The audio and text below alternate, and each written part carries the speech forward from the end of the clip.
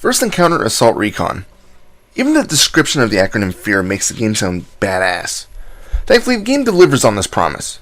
To this day, I still think F.E.A.R is one of the best FPS games I've ever played, and it's not even necessarily for the fact that it successfully adds a bit of horror to gunfights. It's a simple premise. You play as a dude simply known throughout the series as the Point Man. He is the newest member of the F.E.A.R team and is tasked, along with a few other characters, to hunt down a telepathic commander known as Paxton Fettel. This guy taunts you throughout the game, all the while giving you clues on his and your own background story. What makes Fettel so dangerous is that he commands a bunch of clone soldiers. These soldiers all share a telepathic link to their boss, so if Fettel gets eliminated, all of the soldiers are effectively made harmless. So naturally, your goal is to simply find and kill Fettel.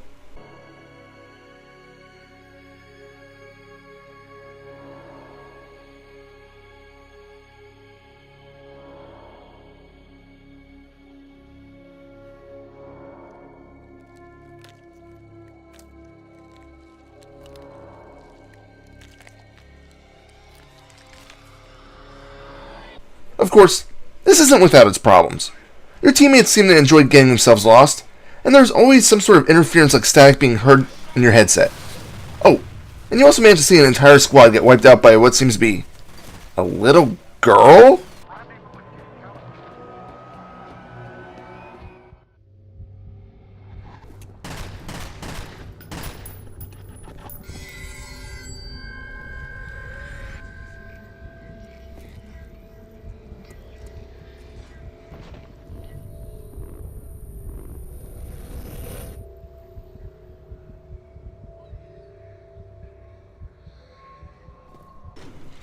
Welcome to F.E.A.R. First and foremost, F.E.A.R has an amazing atmospheric feel to it. The majority of the game is incredibly dark and brooding, and you're going to be relying on your flashlight quite a bit. It does contain a battery, but it automatically charges, and even does so quickly, so it's rare that you'll ever have a time where you can't see.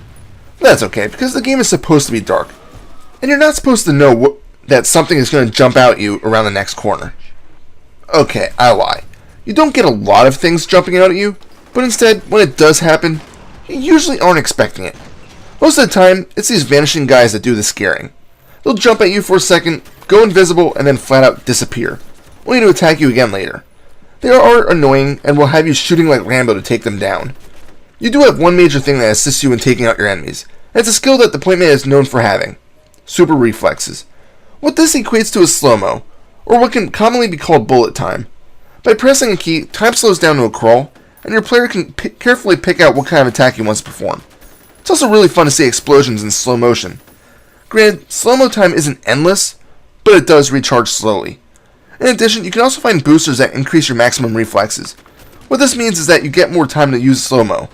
These typically aren't found in the open, so you may need to do some exploring to find them. You can also find health boosters, which do the same thing, but instead add 5 points of health to the maximum. The slow motion of the game is only one ingredient of the pot that makes the gunfights simply fantastic. The weapons assist in this as well. There aren't a ton of weapons available in the game. There's a set of dual-wielded pistols, a shotgun, a submachine gun, an assault rifle, a burst-fire sniper rifle, and even a tri-rocket launcher. There's a few other options available to you, but some of the weapons, like the Type 10 particle weapon and the repeating cannon, are rare and the ammo is scarce to them. They are still fun to use, but after a minute and your ammo is dry, you'll have to toss it to the side and swap it with another weapon. Just remember that although there aren't a large variety of weapons, they all do have their uses. You can also only equip 3 weapons at a time. You can switch them out as you find them on the battlefield. In addition, there's 3 types of grenades that are available. Okay, 2 grenades and a proximity mine. The first type is your standard grenade, which actually explodes on impact. The proximity mine can be useful around corners, as it'll leap up a few feet into the air and then explode. Finally, you can access a remotely detonated grenade. This is the only grenade type that you can't wield a standard weapon with, since the weapon gets swapped out for the detonator. It's pretty self-explanatory in how this works. You throw the grenade, which can stick on walls, and then press the button to make it go boom. Very fun to use, especially if you play the game online. Let me go back to my comment about how there's not a large selection of weapons, but how they all have uses. The pistols may have a low rate of fire, but they are powerful and fairly accurate. The RPL submachine gun is weak, but it fires about as quickly as a P90. The G2A2 rifle is my favorite long-range weapon since it's accurate and has decent damage. The 10mm penetrator fires off small bolts that can pin enemies to the walls. which is always fun to see.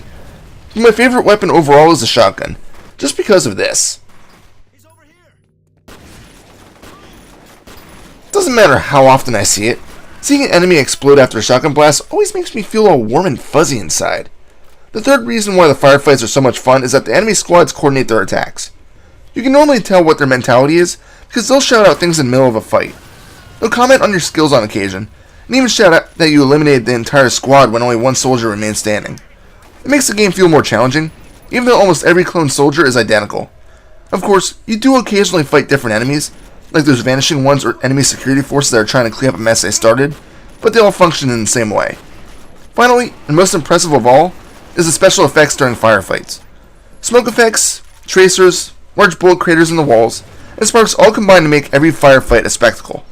It also assists in making the game feel more frantic than it really is, because sometimes you'll see nothing but dust and wonder where the enemy is sitting at. Think of it this way. When playing the game online years ago, I found it actually benefited people with weaker PCs, since the smoke and dust didn't hinder their vision. I took the hit because I'd rather see the special effects since I had more fun that way. But hey, that's my style. Anyway, if I was to sum it up, F.E.A.R contains some of the best shooting battles I've seen in an FPS game. Now I know what you're thinking. The game has awesome firefights, slow motion, and even a dark and creepy environment. So the story's gotta suck, right? Well, wrong. It's very simple to follow, and when the plot twists start to happen, you're still gonna know what's going on. In addition to this, you can find laptops and voicemails on phone systems that give you a bit more insight on the background story.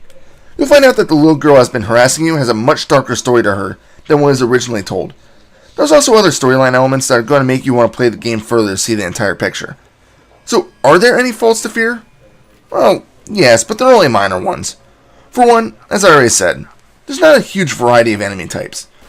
Other than the few supernatural creatures you're forced to kill, you'll be seeing a lot of replica soldiers and ATC security forces, but they all look identical. You'll also find enemies in large robotic suits, which can take a real beating but will eventually go down. Because of this, the enemies all look the same, and in my opinion, it would have been nice to have at least a little bit more variety. In addition to this slight issue, I also found that some of the levels drag on way too long. Again, it's not a real game breaker, but some of the stages, especially in the middle of the game when you're fighting in the Armacam headquarters, seem to go on and never want to end. With this, the environments start to look the same, and it would have been nice to have a bit more of a differentiating level type. If there's a list of FPS games that you should play at some point, F.E.A.R has got to be on it. It's got an engrossing story, awesome gunfights, and a truly creepy atmosphere. It's not hard to want to keep playing just to see what the connection between F.E.A.R, the little girl Alma, and your employers are. I've also heard someone has been trying to revive F.E.A.R Combat, which was the online portion to the original game. When it was first released, it was a blast. Eventually the online portion went free to play, but it was eventually shut down after a while. Now I've heard it's in alpha or beta again, with brand new content. I might have to give it a shot when it comes out, but until then, I'll be perfectly fine playing the original game. Final score? 10 out of 10. This is Reaper. Check me out on Facebook, facebook.com/ReapersReviews. Happy fragging.